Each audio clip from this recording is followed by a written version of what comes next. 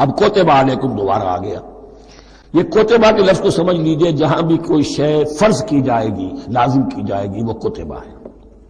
اسی لیے شریعت کے لیے قرآن مجید میں جو لفظ ہے الکتاب، الکتاب اس معنی میں کہ اس میں شریعت خداوندی پوری کی پوری موجود ہے.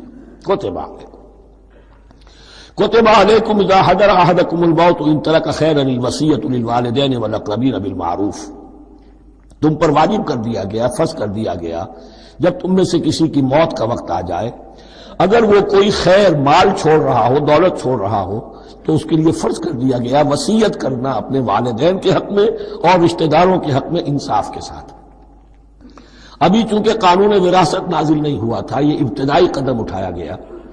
وہاں ہوتا یہ تھا جو آج بھی ہندوؤں میں ہوتا ہے، جو مر گیا اس کی ساری جائیداد کا مالک جو ہے بڑا بیٹا، چھوٹے بیٹے بھی نہیں، نہ بیٹیاں نہ بیوی، کچھ نہیں.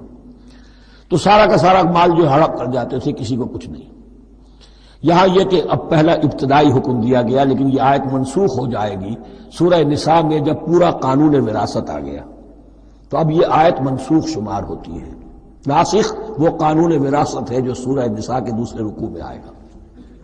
البتہ اس کے ایک حصے کو حضور نے باقی رکھا ہے، وہ گویا کہ سنت نے اس کے ایک جز کو برقرار رکھا ہے، اور وہ جز یہ ہے کہ مرنے والا 1/3 اپنے مال کے لیے وصیت کر سکتا ہے کسی کے لیے، 1/3 سے زیادہ نہیں.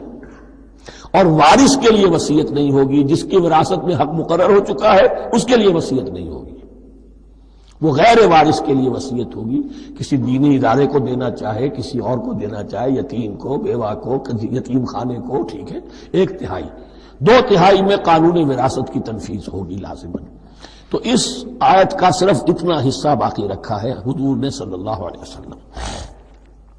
حقاً علی المتقین، یہ اللہ کا تقوی رکھنے والوں پر حق ہے، واجب ہے کہ وہ وصیت کریں کہ ہمارے والدین کو یہ مل جائے، فلاں رشتہ دار کو یہ مل جائے، باقی جو ہے جو بھی ورثہ ہیں لے جائیں.